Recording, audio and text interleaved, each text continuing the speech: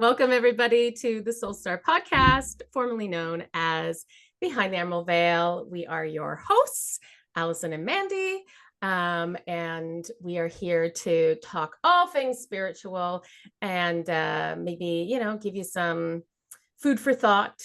Maybe you'll take away something that you'll be like, ooh, I'm going to do that. Whatever it is, or maybe you're just going to laugh, because that's what we love to do here, is laugh. So welcome. Thank you for coming back and listening. Hi, Mandy. Hi. Hey. Hey. Hey, what's up? What's up? So today we are going to, I don't even know. Maybe it's just a soul chat. It's like mosh posh. Yeah. Okay. We're just gonna, I think we're just gonna riff it today. I love riffing. I love riffing. All right. So I got a little story before we get into riffing. So last week, you all may know, or maybe you don't know, like if you've listened to the episodes, I've kind of been like resistant towards breath work. Yes. Because breathing scares me. No, God, Allison, everything scares you. Well, let's just remind everybody that you were a trained opera singer. And even when you were training as an opera singer, the breathing techniques that you were, practicing was hard for you. Yeah, it would make me anxious. The moment the teacher would make me focus on my breath, because I guess I was a very shallow breather. So like breathing up into my chest, not from like my diaphragm. And with opera singing or singing in general, filling up your diaphragm. And I was young, young then. And I remember when they would say, oh, no, do it for me. And the moment I had to start focusing on my breath, it was like I couldn't breathe. It was just like I couldn't get a breath. And so then I was like, fuck, I don't want to do this. And then I had my first panic attack in high school. And what do you do with panic? What do they teach you is breathing. And I just remember being like, no, that just makes me more anxious the moment I have to focus on that. And so, yeah, when it came around a third time with this whole meditation thing, right? And it really, in a lot of meditations, it'll be like, breathe in, fill up your belly. And I'm like, fuck off, stop bringing my attention to my breath. I don't like it. But, now, at this point, I'm like, and knowing what we know, I'm like, okay, what the hell is up with this? Right? I've got there's something here. Yeah, there's something here. So, breath work, I've been through this, conscious awakening. Yeah. We changed the term. It's no longer spiritual awakening. No. It's a conscious awakening. Conscious awakening. Yeah. Breath work kind of came into my awareness, and I understand the concept and the idea, and I was like, yeah, like I totally get it, and I want to like it. And I remember trying a session a couple of years ago, and I was like, this is awful. Why did I even try it? I don't like breathing. But it was like, holy crap, like, they're making you go like fast and all these things, and my mouth was dry, and I was like, this is terrible, whoever pays to do this. But spirit has led me down this road, and it has come into my awareness multiple times in the last 6 months, I would say. And I finally got to the point where I was like, fine, I will listen. And I booked a one-on-one session for breath work, because I know I'm a cheater. And gonna say, if you didn't say it, I was gonna call you. You totally would have cheated like you did the last time, because it was online. And you just hated it because you cheated. You didn't actually do it. I did. I cheated. I said, I can't. I'm like, I'm glad you're going to call me out. I think we also did a breath session in person at the at a retreat. And even that, I'm like, you're not paying attention to me. I'm going to fake it. You did fake it. Fake it. So that's where I knew, okay, well, I'm not going to waste my time doing group stuff, because I'm not going to push myself. So just like when you need a one-on-one trainer for exercise, I need a one-on-one breath coach. So I signed up to do it, and it came upon last week, and I was like, oh my, what am I doing? Like, I was totally, I didn't know what to do it. I was like, why are you paying for this? Like, this is so dumb. I don't want to do it. I don't want to do it. And I was like, well, you're not going to cancel, because that's rude. And so I'm like, just go, and whatever. It's going to be the easiest one you'll ever do, because it's your first time. All these things. Like I was not looking forward to it. And oh my God, that was so amazing. Like I can't even like explain. Like I went into it, feeling anxious, obviously. And, but I was really like, I really want to be open to it, but we all know how the medicine journey went. Big fat fail. So I was like, I really went into that wanting it to be open. So I was like, who fucking knows? And I'm like, I'm going to go in here and am I going to put the brakes on? Am I going to be that toddler that's like, stop, I don't want to do this anymore. Whatever. I kind of actually expected that. And, but yeah, I went in and I remember the first little bit. And it's so kind of crazy how what breath can do. Oh, holy it is crap. Crazy. Yeah. Yeah.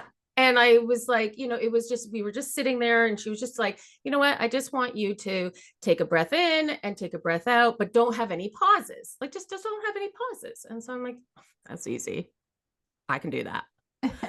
And so I started with the, just the breathing in and it's just like, I just kind of see it like just a continuous circle kind of like going, there's no pauses. And almost instantly I started to feel lightheaded. I started to feel kind of tingling, and in my head I was like, oh my God, you're only 5 breaths in of no pauses and you're like already like, whoa. You would have thought I took mushrooms. You put up more high doing breath than you did mushrooms. I sure freaking did, which was crazy. But it blew my mind. It absolutely blew, and my curious Gemini mind is like intrigued, fascinated, wanting to understand how the fuck it created all those sensations in my body just from breathing. It just blows my mind. So yeah, it was like, once we kind of got into it, and literally I didn't do any fancy work, like fast breathing or anything. It was literally just a circle that breathing in and out continuously. And it was amazing. Like I really did feel high. Yeah. And like she kind of even explained before, she's like, this is a high that you get to choose when you come down from. Yeah. And it's kind of, isn't it, would you consider it to be like euphoric in a way? Oh, absolutely. Like you feel so good. Yes. Like it just, I don't know, the frequency that you reach or that you access when you're doing your breath work. And breath work is so healing. Like you're releasing a lot of energy within your body. That's kind of the point of the breath work. Yeah, it was fascinating. And and I was actually kind of amazed. I was proud of myself. I was amazed by myself that I was experiencing physical things that normally would send me into a panic attack, right? Anytime I kind of have those physical things, I'm like, what's going on? I don't know what's happening. Like, why is this happening? And I found, and it, also to the practitioner, that obviously I felt safe enough that I knew. So it was like I got curious, and I was just like, I could feel it all, and I was like, oh, that's interesting. Weird. I was observing what I was feeling, and one really key thing that kind of that I observed was I was feeling some of the sensations that I have felt when I have a panic attack, but without the panic. And I remember thinking, oh, that's so weird. I'm feeling the tingles all through my body, down my legs and all that stuff. And I feel that when I'm having a panic attack, I feel that rush go down my body. But the thing that was missing was like in the chest, the rush of like panic or like fight or flight, that wasn't there. And so I was like, how fascinating. Yeah. And to be able to experience that without even bringing on a panic attack, actually, I was quite amazed by that. And but the way my body physically, like the trembling, the shaking, the what's the, like when you get all the claw fingers, the claw hands, I was like, I can't, like, I felt like I couldn't move my hands. Like I felt like they were becoming like, what's it when a body dies? Rigor mortis. Rigor mortis. Yeah. It felt like rigor mortis. Like all of a sudden I was like, because you know what rigor mortis feels like?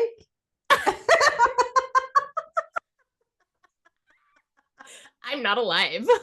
I'm not alive. You've been talking to a ghost this whole time, Mandy. Yeah. yeah, of course I don't know what rigor mortis feels like. I guess you just imagine what it feels like. I just imagine that's what it looked like. Yeah, it was what it looked like. And I was like, she was like, shake it. And it was amazing, all the techniques that she would use. But like, shake it off. And even when I was shaking it off, it was like claws. I just shaking my claws off. I gotta shake my claws off. I couldn't shake, and I was like, they're not loosening. And it was so weird. And even my feet, at one point I was like, I holding my feet and they were like, me. And I was like, I had to try to yeah, like I was like, okay, it's fine. It's like, they don't want to move. That's fine. Like, it's okay. We're not panicking. No, we're not panicking. No, nobody's panicking here. Not happening. But it was so weird. That's good. I'm so glad that you went. Weird. But it was amazing. And I'm like, things did come forward, and then to be able to like sit there with her and talk. And then even afterwards, that, reflection of like, interesting that came forward. And I'm going again, and I'm like, I can't wait. And part of me was like, I could do this on my own. It is like a high.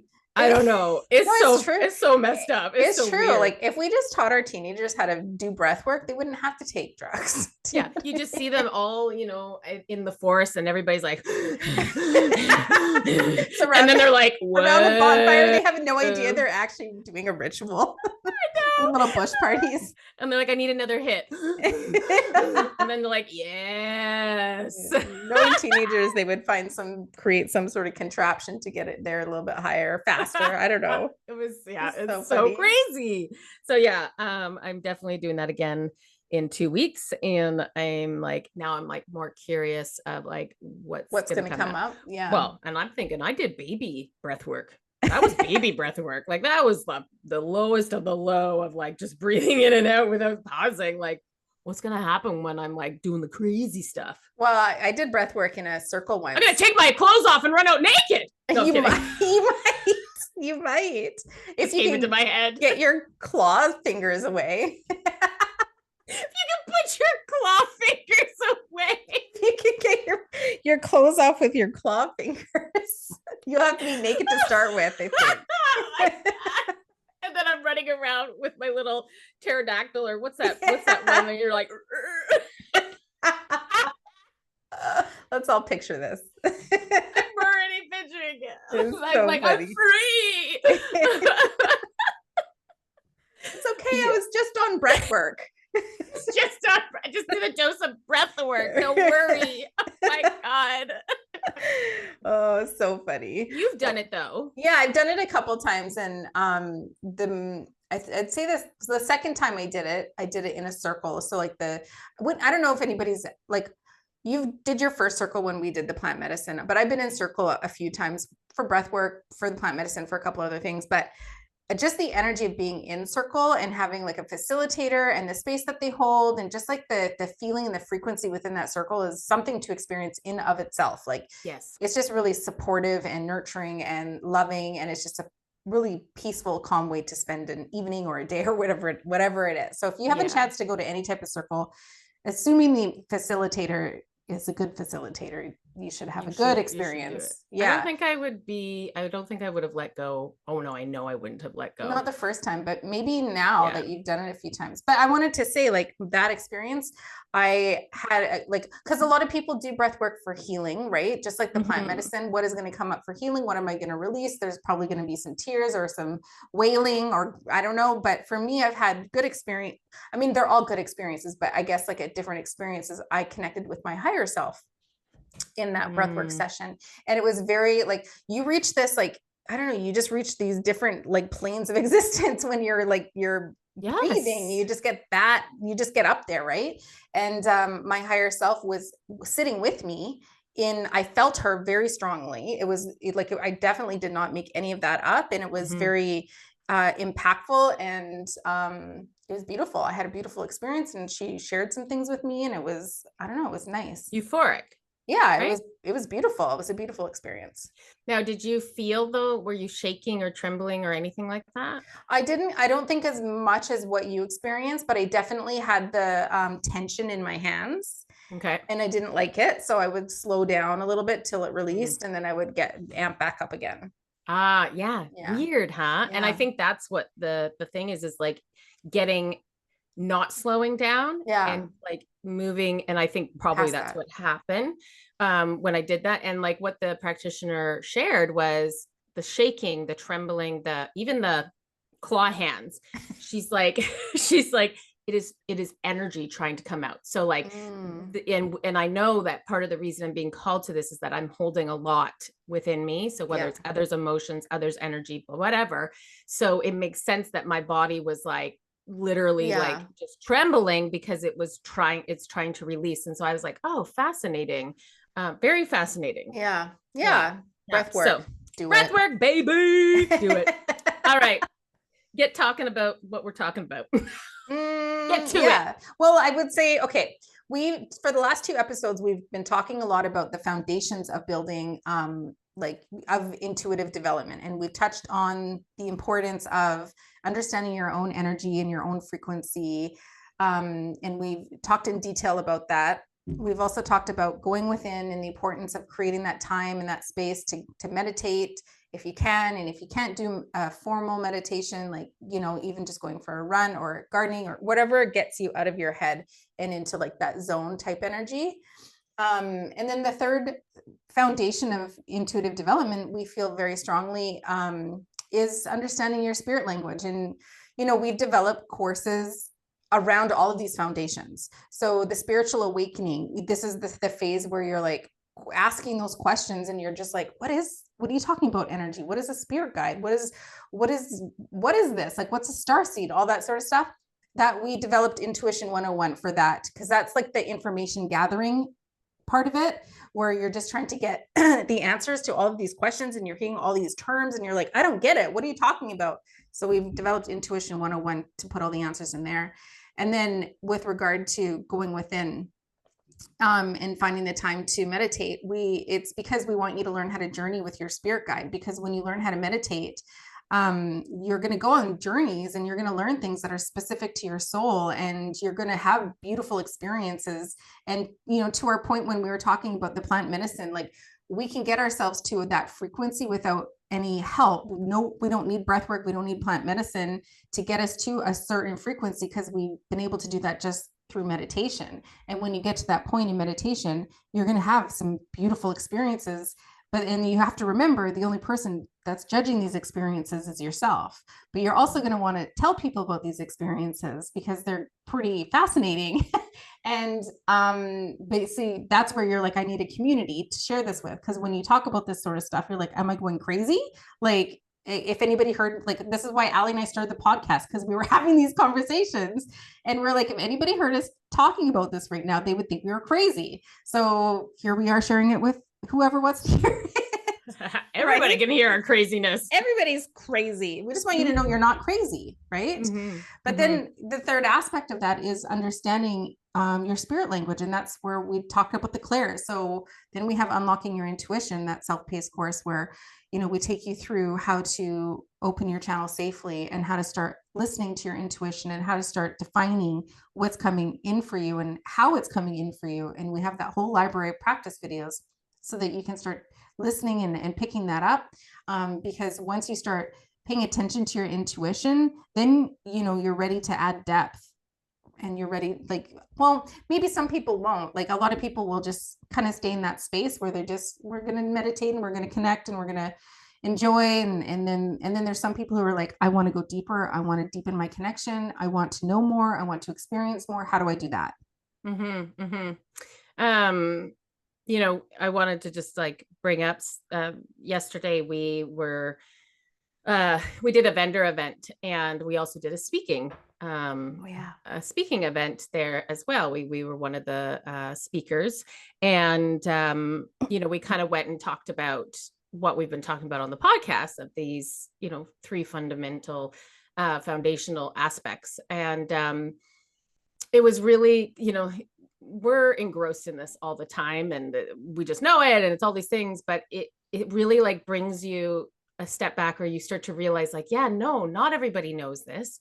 And that people are curious and wanting to know this. And I remember like one of the ladies came up to you afterwards. I had to run back to our booth because we just left it.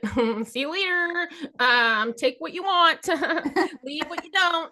So, but she was saying like for her, she was like, oh my God, I didn't know about the clairs. Yeah. So she knew she was receiving stuff. She, didn't, but the things you don't know what you don't know. And again, it was kind of that reminder of like, oh yeah, this is why we do what we do. And it's because like for her, a light bulb moment went off when we started talking about the clairs. And all of a sudden she was like, wait a minute. Like,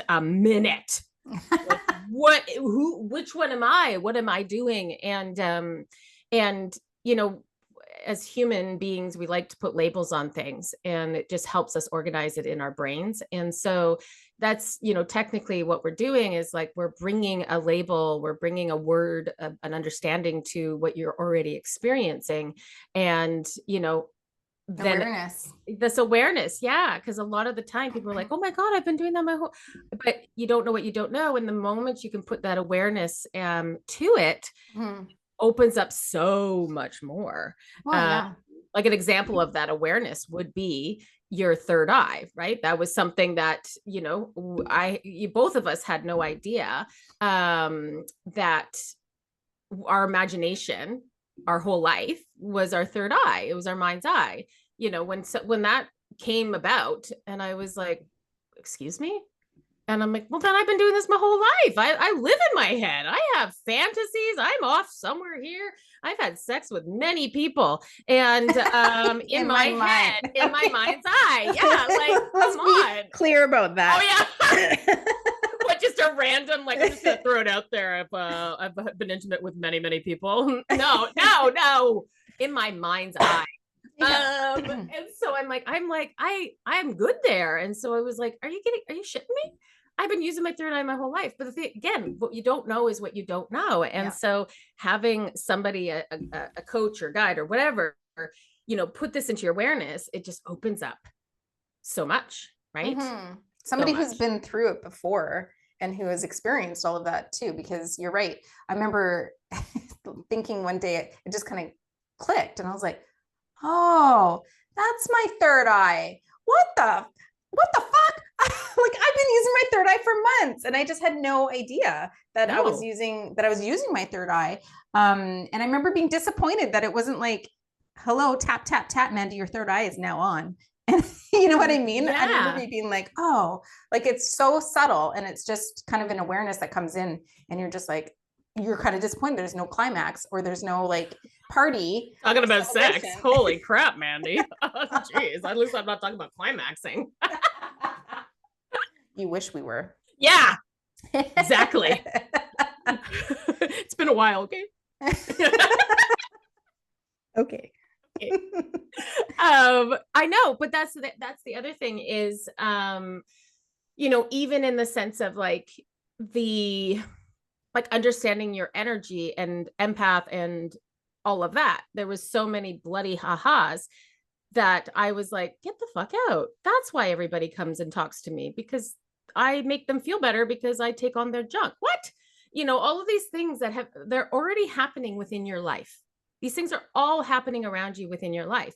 And I think that's the biggest key is like, you're already experiencing it. You're already moving through it, but you're just not aware of it. And so what's going to happen when you become aware of it? Like, how empowering once you become aware of it, because now you start taking control of it in that sense. So, now that I'm aware that, okay, my energy likes to just like, absorb everybody else's and be like, here, feel better. Come on over. I'm just a sponge. Now that I'm aware that that just happens and it's happening without my knowledge in, whether I know it or not, now I'm empowered to protect that. Now I'm empowered to say like, hells no. Even understanding that is empowering. Just having that awareness that it's not you. Well, it's you, but it's not your fault or it's not their fault or just like kind of what's happening there. Just having that awareness around all of this is empowering.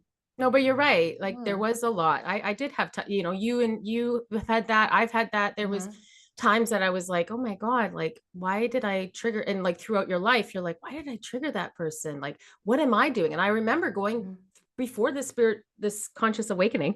I remember finally getting to where I was like, okay, what's the problem? Me.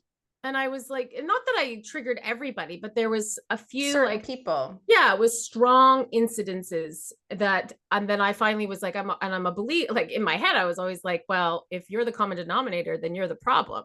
So, and I have no problem calling myself out. I'm like, well, you're the problem. So what are you doing that's pissing these people off? And I couldn't figure it out. I was like, oh, yeah, I'm not mean. I don't think I'd come and I'm like, what are you doing?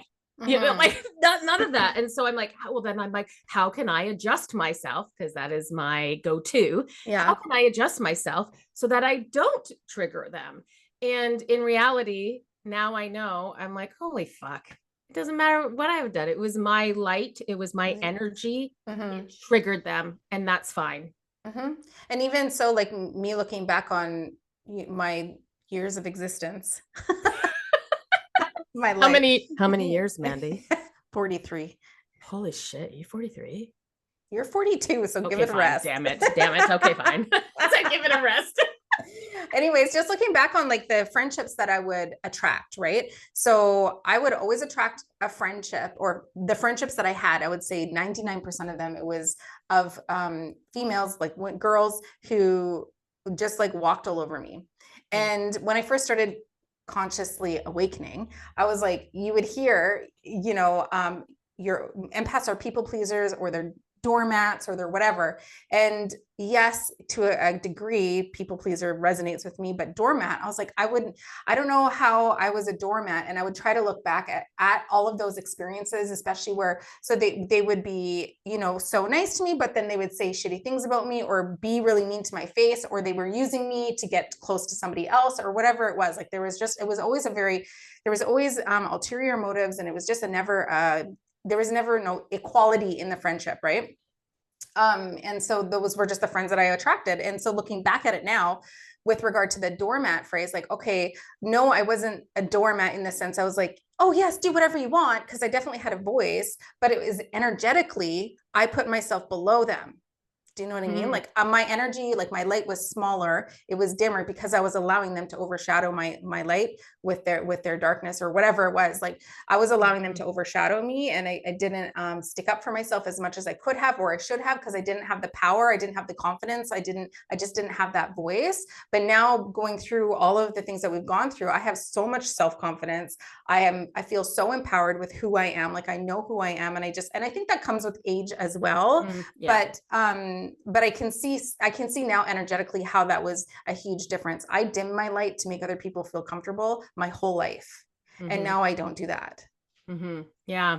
Yeah. Well, it's you know, when you kind of said like putting others above, and that's something I have realized. See, this is what this conscious awakening is. It is, you know, obviously we've stepped into this space that we're able to like provide readings for people and healings, and that lights us up, that we're able to equip people with, you know, being able to do this themselves, and like all of that. Like we are living our purpose for sure. This is what we're meant to do. But on a personal level, it has shone lights on things within myself that I wasn't aware of.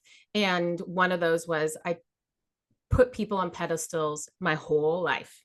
I put people above me. I put them on pedestals. And even in our relationship, you know, at the beginning of our business, I don't even realize I'm doing it, but I instantly was like, it was like I would put you above me. I would place you energetically. I don't even know, but I don't know why the pedestal thing, like that seems to how I've always spoken it, was like I see it on a pedestal. Yeah. And it's like I kind of pull myself back, but I'm like believing that person is better than me or something like that. I don't even know. But you know, to realize like energetically that's what's happening is amazing. And then even like you and I were just talking, it was yesterday. And as we were talking, because, you know, I'd gone for coffee and met my ex-husband's new girlfriend. And we met because she's going to be meeting the kids. And when we were kind of like talking about it, I realized, like, as I didn't realize, actually, you realized, and I was like, shit, I'm doing it again. And you're like, Allison, don't try to dim your light to make other people feel comfortable, because there was in my head, I was just like, oh, like, I don't, I want to make sure, like, I don't intimidate her, or she feels comfortable or whatever. Right. Like and it's because of programming in the past that what has happened in the past is maybe somebody's been jealous, or maybe somebody has, I've triggered them because they feel threatened or whatever it is, and I was like, yeah, so like, I just wanted to make sure I wasn't like, laughing too much or like talking too much and all these things. And then you're like, do you see what you're doing? You're trying to dim your light so that this person feels comfortable. And I was like, oh shit. It is so natural. It's so natural. And it's so hard. It's so hard to, when you're in it, it's so hard to like shift your behavior. And then also even taking that a step further to take your power back. Yeah. Because then you are triggering that person, or you are making them uncomfortable. And that's like and then as an empath, you can feel that, and you're like, oh, no, it's like a double-edged sword here. Like I can't win. No, you can't. Because in my head, I was just thinking like, oh yeah, no, I shouldn't dim my light. But then the alternative is feeling potentially making that person feel uncomfortable, less than triggered, whatever it is. That was the alternative, and I get very uncomfortable in that alternative. But this is right there, that's the healing. Right, like right there, that is showing exactly the healing. I don't like that feeling of making somebody feel this way or whatever, so I'm just going to dim my light so they don't have to feel it, and I don't have to feel that. And that's something that even with my therapist, that's something I've been talking about, recognizing, like, I've done that my whole life, with my family, with everything. And so it's like having that awareness now, it's like, okay, that was really a good observation. I'm so fucking glad you called that out, because I was like, oh my God, no, this is where I need to know. And I need to sit in that uncomfortable. It is okay to be uncomfortable. We don't have, growth is in the uncomfortable. Yes. Right. So, I don't even know where do we, oh, you were talking about energy and pedestals.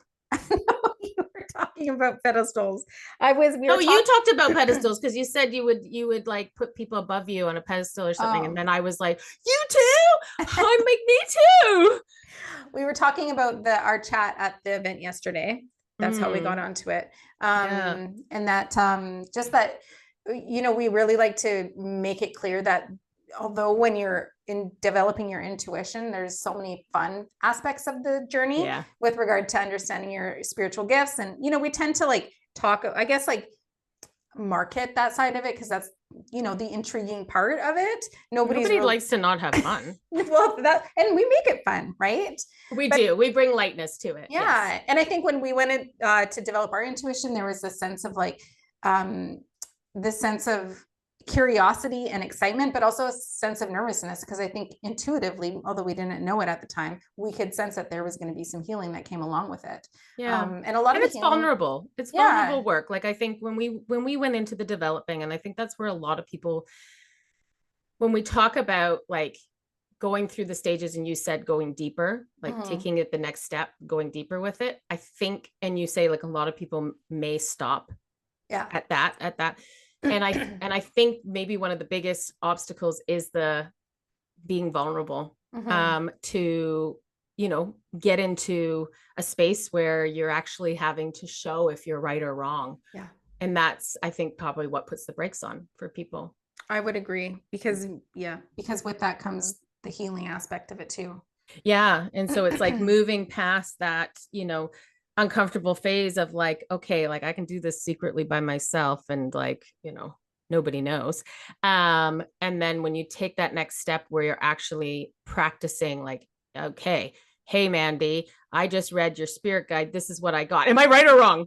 Right. And that's where you're just like you feel sick, because like nobody wants to be wrong, especially if you have a case of the perfectionism, that is some, hard stuff. And it's that, I think, but that's where people kind of like stop, because like, then you're just like, I don't want to do that, which is literally the key of opening up, because there's healing behind that. Why don't Yeah. we want to do that? Why don't we want to be vulnerable? Why don't we want to be wrong? And Mm-hmm. there's healing that opens up through that. So when you have the courage to I feel like step into that container to be like, you know what, I'm fucking scared and this makes me uncomfortable and I don't like it. That was my breath work. Exactly that, right? It makes me scared, uncomfortable. I don't like it, but I want to grow and expand and heal. And when you kind of have that force pushing you from behind, you can do hard things, right? You can really do hard things. And then at that point, that's when you're going to truly find your soul. Like you're going to truly kind of like step into that beautiful path. Yeah.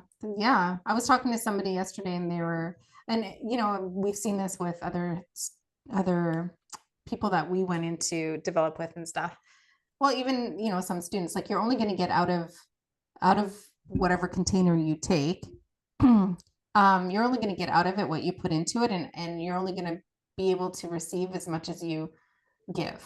Do you know what I mean? Like 100%. If you're going to be closed off to receiving, then you're not going to get out of it as much as you could have. And that's okay, because that's just going to be your experience. And then maybe retrospectively down the road, you'll be like, oh shit, like I totally wasted my opportunity there. Or you know, maybe that is the mirror where you're like, okay, now I see that I need to be more vulnerable, or I need to show up in a different way, and I need to be open to receiving X, Y, Z so that I can progress forward, because I really want to progress forward, but I can't do it the same way I did the last time, or the second time, or the third time. I need to do it differently this time. So what is it that is holding me back? And that's like what Ali said, where you start doing the reflection and the work to kind of figure out what that block is, or where the healing is there. But I don't know, I think once you start getting through those blocks, you do get to come back to your soul. Like you do get to know yourself at a soul level. You do get to understand what's important to you, what your values are, who you are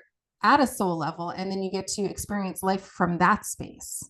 Yeah, and I think even at a human level, because I think we have so many programs that are placed on us throughout our life, and there's just like these blocks. It's just kind of like, you know, when your parents, you know, I think as a kid, like I took on some of my mom's fears, right? Because they had the fear. So if she's scared, then I'm scared. And these things start to kind of like layer on top, on top, on top, on top. And as you start to kind of like pull some of these things out and be like, well, am I actually scared of snakes? Or am I just scared because that's what my mom was scared of? And, you know, it just freaked me out.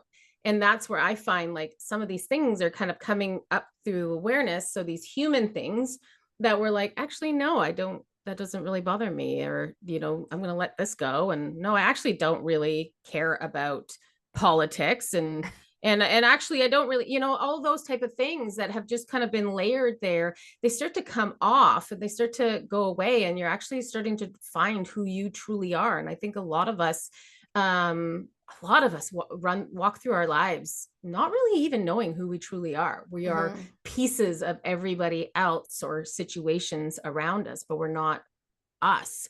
And when you kind of talked about like putting it, you know, you get out of it what you put in. To me, it like what popped into my head was my two recent experiences, medicine journey and the breath work. The medicine journey, I obviously I went to do it because I wanted like to have the healing. I wanted to have the breakthrough. I wanted to have whatever it was. But I did ultimately block myself, right? My fear, I let my fear come forward and I blocked that and I got out of it what I put into it. But there was nothing wrong with that. So that's where I think like I like how you pointed out saying like that's fine. Okay. Say you go into a container and you get out and you're like, damn it. I blocked myself throughout that whole thing. Now you can sit in that energy because I started in that energy at the medicine journey. At first I was like, damn it, you fucked up, Allison, like blah, blah, blah. And you know, you're the hardest critic on yourself. And I'm learning to speak nicer to myself. But before I left, I ended up being like, stop that right now. I have like multiple talks in my head. No, I'm not crazy. but you know, I remember like being like, no, actually, no, I did something hard. And yes, it did bring to light that how much my fear kind of like blocked it. Mm-hmm. But then you go and you have the breathwork session again, something that I wasn't wanting to do. And in that instance, maybe I needed that medicine journey to allow me to go into this breath journey and kind of realize I'm going to let go of some of this fear. Mm-hmm. So it's no wrong way, but because I kind of went into it and I was like, okay, we're just whatever, we're just going to go do it. I got more out of it because I gave more, right? Mm-hmm. I let go more. Yes. And so it's exactly that with, you know, this vulnerable journey to go on, mm-hmm. right? You're only going to get what you put in, but it's all part of the journey. It's all part of the realization.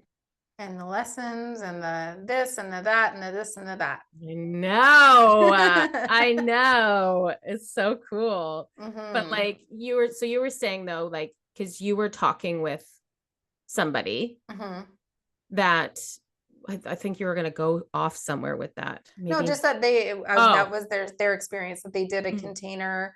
It was a healing thing, and they just they were scared to be vulnerable.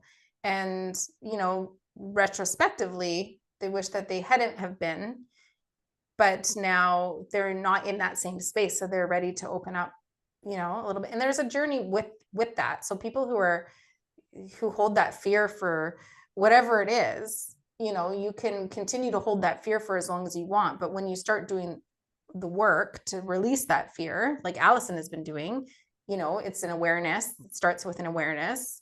I hold a lot of fear. I don't know why. Then it comes with reflection, and then it comes with trying things, and then it comes with releasing things. And then slowly and slowly, you start chipping away all the layers of fear that hold you back or hold you down. And then you become lighter and brighter. And then you start trying things that might have scared you a year ago or 6 months ago. And then you enjoy the experience. And then you realize that it isn't scary. Yeah. And isn't it amazing how you can have like a deep-seated fear, and like, to me, it kind of amazes me that you can ultimately let that go. Sometimes that's really hard to even imagine, especially when you're really, really scared of something. You're like, no fucking way. Nope. Never touching a spider in my life. Never. I'm like petrified of it. It's never going to happen. And I think like, that's kind of like the amazing thing is like how much we can change and transform, and that we really, truly are capable of anything.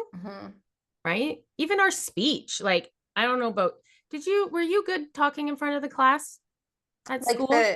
At school presentations? Yeah. Were you, if you had to do a presentation, like I didn't run away. Fuck you, Mandy. I didn't put my Forrest Gump runners on and be like, I'm out of here. It was definitely not. Actually, I took a thing called Toastmasters. Ew, you did that? That was my biggest fear. Not like I wasn't like, Mom, sign me up for Toastmasters. Ew. It was through the school, and there was like a little course or whatever. But so people were like, what the fuck is Toastmasters? Oh, I know exactly what that is. It's just learning how to speak in public. So it was a little course. I can't believe you did that. Yeah, I totally forgot about that till this moment right now. How old were you? Oh, like teenager. What? But young teenager. I wasn't like, it wasn't like, I don't think it was high school. Maybe early high school, end of middle school, but amazing. I think that's amazing. Like I remember being told like you should do Toastmasters because it will help you, you know, get through your fear. And I'm like, absolutely not. Like, why would I volunteer? Instead, you held that fear on until you were 42. Fucking right. Sure did. This thing's coming for a ride with me. Yeah, it is. I'm like, instead of like, and the thing is like, yeah, it's so funny because now I look back and I'm like, and the things that we have experienced and the things that I've realized I've been able to let go just through doing. Yeah. Right.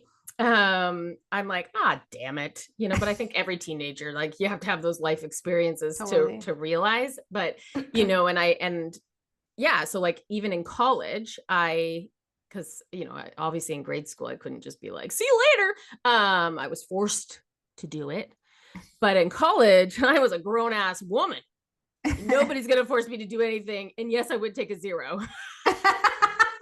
make a 0 on this presentation. Yeah, I am not showing up. And so I did. And so I put my Forrest Gump shoes on and I ran.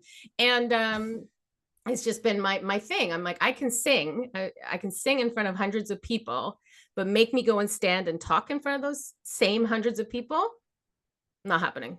Mm-hmm.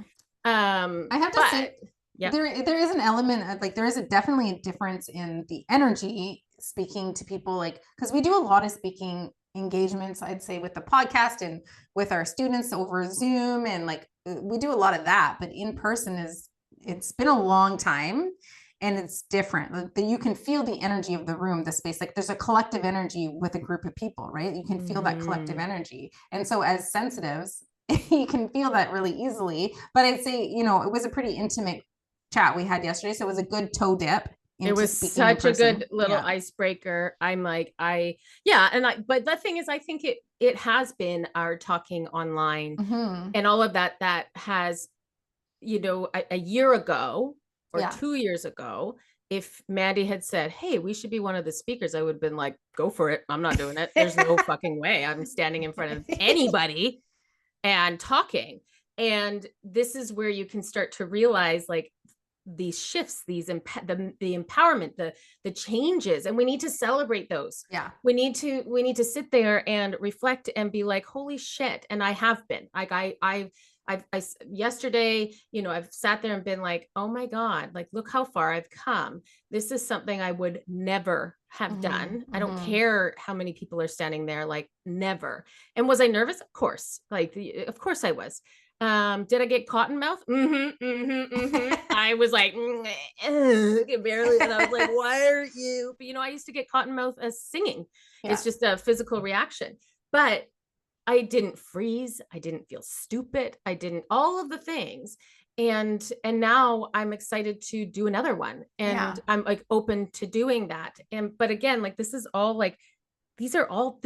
part of this conscious awakening. I wouldn't be here doing this. Yeah. If I didn't like go through this conscious awakening, understand these things, and do the things that make me uncomfortable. Like when you had taught a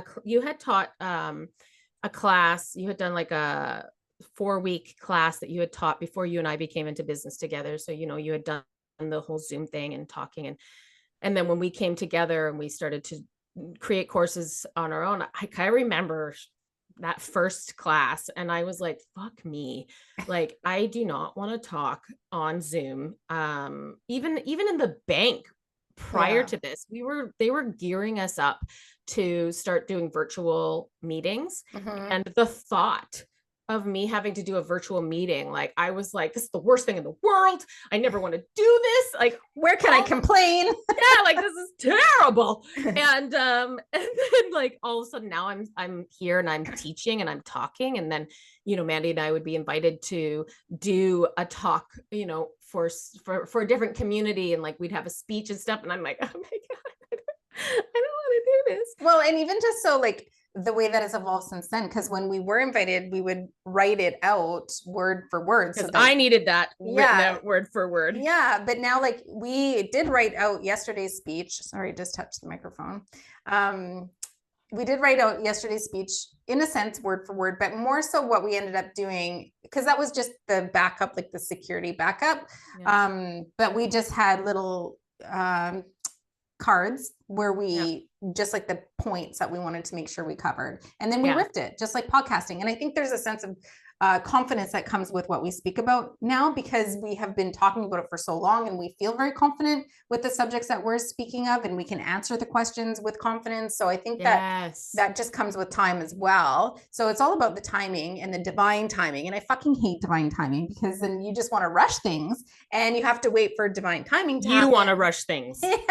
Mandy is like on that speedboat, on that train, and she was like, fuck's sakes, I don't want to do the journey. Just get me there. I'm the rabbit and Allison's the hare. What's the hare? It's a turtle. Oh, the hare. No, I'm the hare. You're the turtle. Yeah, I thought so. Yeah. I was like, wait a minute, isn't a hare faster? And I was like, I'm going to leave you in my dust. No, I am definitely the turtle. Slow and steady wins the race. Slow and steady. You know what? You're right. Yeah. I guess and it does. Frustrates me. It's too slow. Frustrates her so much. But I've always been that kind of like, well, Mandy, we should do this, which would be very surprising because I'm also like, and then I have this other side that's like, and Mandy, let's slow it down. And she's like, fuck you. And I'm like, okay, that's fine.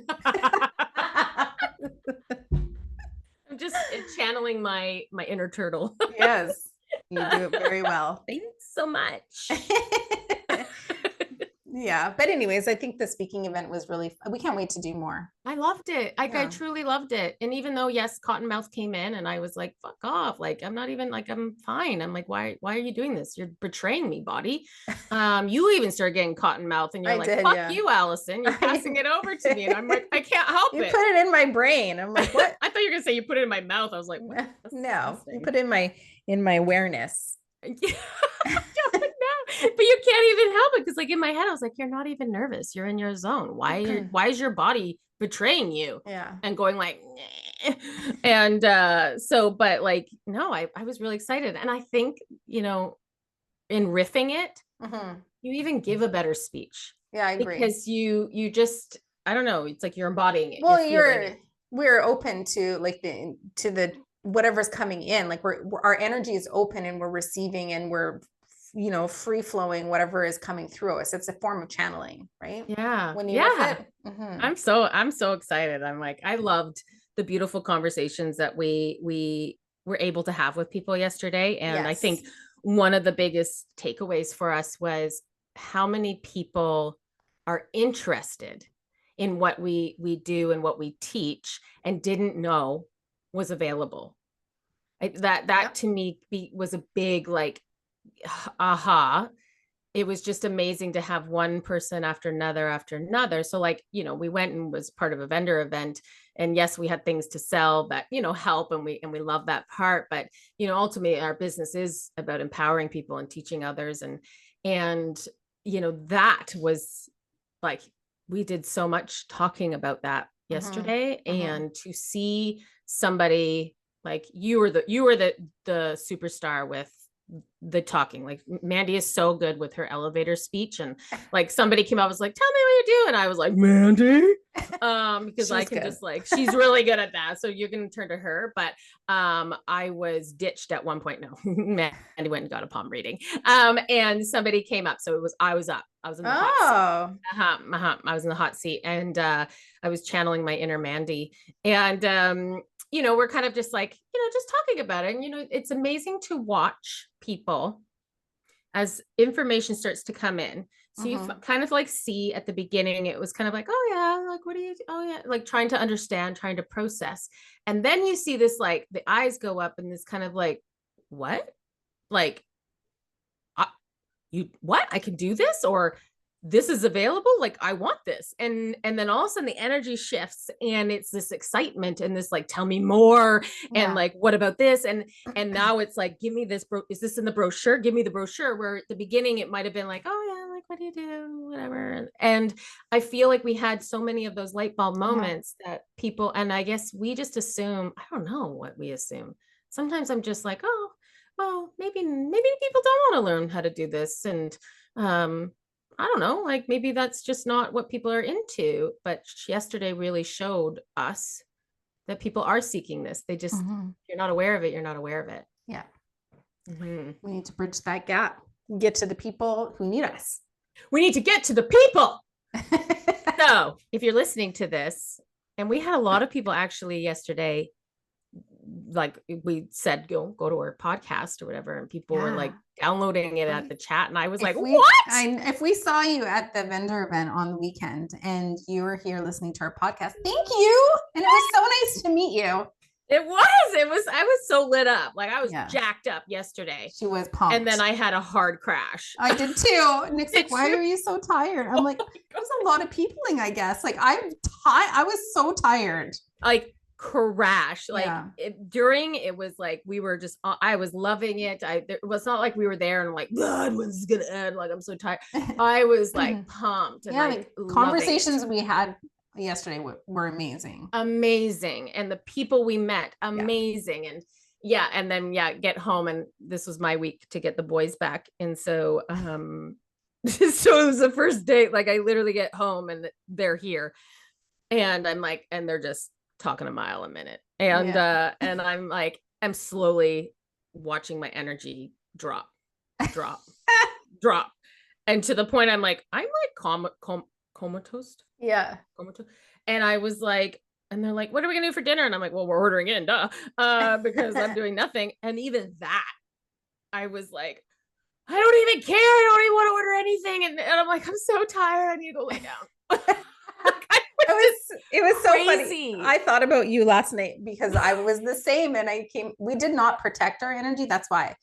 I didn't. I know we were bad. We were bad. So even though we even talked about it in our talk. But I want to say, like, yesterday when I got home, I went to my room, and sometimes when I feel overstimulated, I just need to like rip all my clothes off, and I need to like put my hair in a run around naked. No, I got to put my hair in a ponytail. I got to put my softest bra on and like big baggy clothes and just like be comfortable, right? Like, so I got home and I stripped and I put my hair up and I got comfortable and I was so tired. And I was like, God, Allison's having a completely different experience because I can go lay down right now, but she's got the boys. I felt so bad. Like, so bad. And it's like the guilt as a mom. Like, obviously it's my first, they haven't been with me for a week. Yeah. So you're not going to have the first thing that you come in and be like, sorry, I'm tired. Don't talk to me. I'm going to my room. Right. Fend for yourself, make a grilled cheese sandwich. Oh my God. And I was just like, it was, the thing is like the boys, they don't talk as much with their dad. Yeah. And for some reason, they were supercharged to talk. Both of them saved it all for you. And in my head, I'm like, okay, I know that they talk a lot with me, but they are on steroids tonight. And I'm like, why? And I'm trying to be really like, I am trying present because I love that they do talk with me, right? Like I love and I appreciate that and I want to encourage it. And so I never want to stifle it. But at the same time, I was like, why? Tanner, go to your room. Like usually he hangs out in his room on his iPad, but last night he hung out on the chair beside me and I was overstimulated, like you say. Yeah. I find like when I get overstimulated and all I'm listening to is the shit that he's listening to on YouTube. And all I wanted to do was be like, like I was so like, and then Carter's like, can I go to Boulder House? Can you take me to Boulder House? And I'm like, Carter, I'm going nowhere. Nowhere. Did he go? Yeah, he walked. Yeah. I said, you could walk, but then I had to pick him up. It's literally down the street. It's literally down the street. It's fine, guys. I didn't send him like forever, but I was like, you can probably see Boulder House from your place, can't you? Absolutely. Yes. Yeah. And so I was like, no, you can walk and then give me some time to like fucking decompose and decompress. You don't want to decompose. No decomposing, Allison.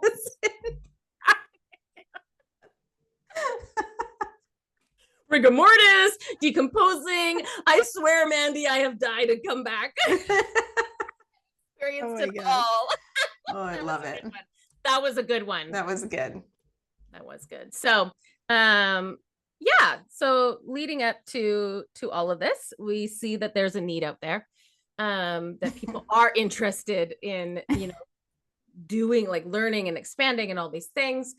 I think if you're listening to this and think that anybody that that would benefit from kind of understanding this world, like we would love for you to share the podcast. Mm-hmm. What we have come to realize is the gap is the exposure.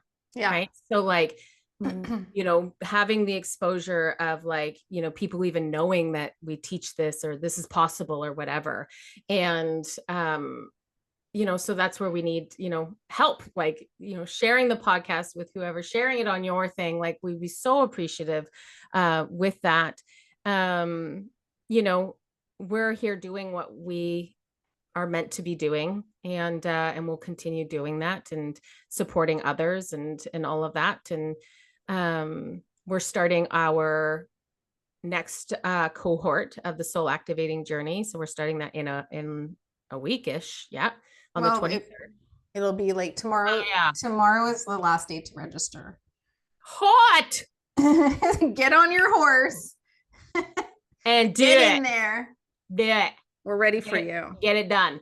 Yeah. And so we're going to be starting that cohort where it's this beautiful 6-month journey that we take you through all of the things, all of the steps. You literally, if you're like, I don't know if I'm ready to do that, I'm like, that's what we're doing. We're going from the very beginning of like, let's learn to go within, let's meet your spirit guide. And it's like and this is why we build upon it. Yeah. We build upon it. Yeah. And that's why it's 6 months, because it's been very important to us that we spend enough time, because we're not expected to know.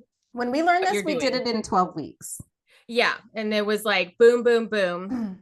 And there wasn't a lot of integration, period. No. And I remember like in the healing part, I remember being like, there was so much to know. And I was like, I can't keep up. Like there's only so much. And so that's why we really kind of like, that's where we slowed it down.